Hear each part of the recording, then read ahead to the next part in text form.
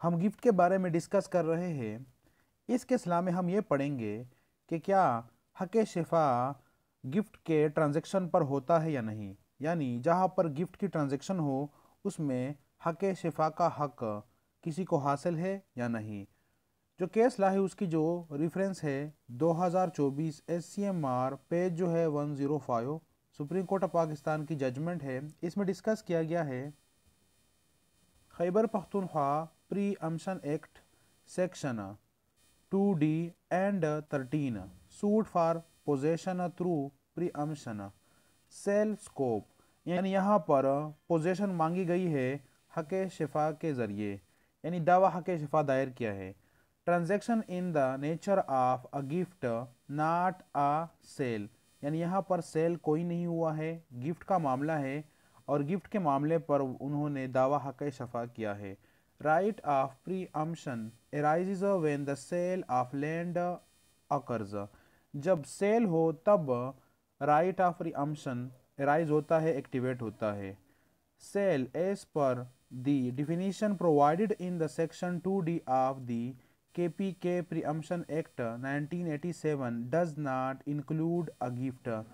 Cell की definition में gift शामिल नहीं है, यानी मुराद गिफ्ट पर राइट ऑफ प्रीअम्पशन मौजूद नहीं है या एराइज नहीं होता है। In the present case the land was first sold to M, property sale हो गई, एंड बिफोर दिस सेल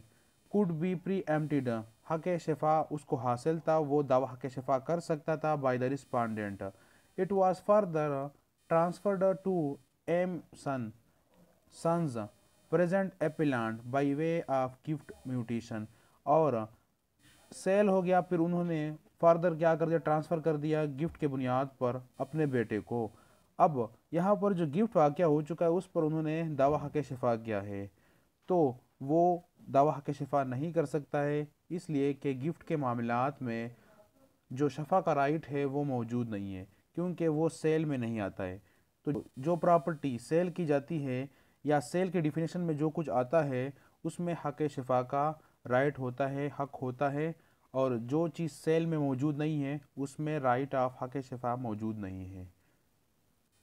तो फिर सुप्रीम कोर्ट ने क्या कर दिया, appeal was allowed and order of revisional court whereby it rejected the plaint of the respondent was restored. Revisional court की judgement को बरकरार रखा, और जो हाई कोर्ट ने जजमेंट दी थी और ट्रायल कोर्ट ने उसको कलअदम करार दिया, सेटिसाइड करार दिया। ज़रा डिस्कस करते हैं आर्डर में क्या है। जो ऑर्डर है इसमें ये लिखा गया है कि डिफेंडेंट जो है वो एपिलांट है इस अपील में, और जो रिस्पांडेंट नंबर 1 प्लांटिफ है उन्होंने पोजीशन मांगी है प्रीअम्पशन एक्ट को इस्तेमाल करके, और जो लैंड है जिसमें दावा हक शिफा दायर किया है वो 1 कनाल 9 मारले है। ये सोल्ड बेची गई किसको, गुल जहीरा बीबी को, जो अभी क्या है रिप्रेजेंटेटेड बाय हर लीगल हायर, और फिर उन्होंने इसी लैंड को गिफ्ट कर दिया अपने बेटों को हर सन्स।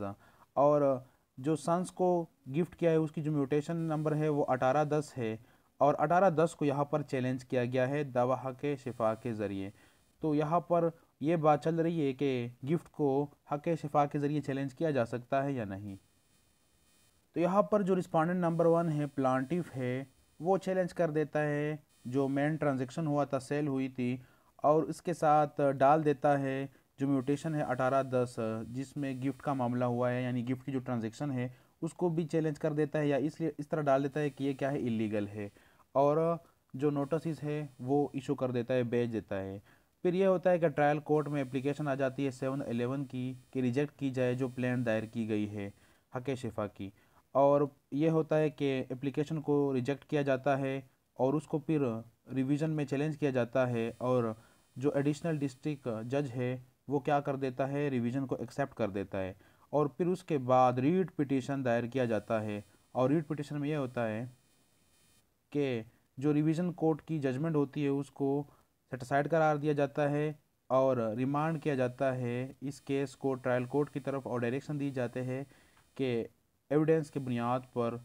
क्या किया जाए, फैसला किया जाए, और अपर मौका दिया जाए दोनों फरीकैन को कि वो केस को परसू करे और अपने अपने दलाइल पेश करे।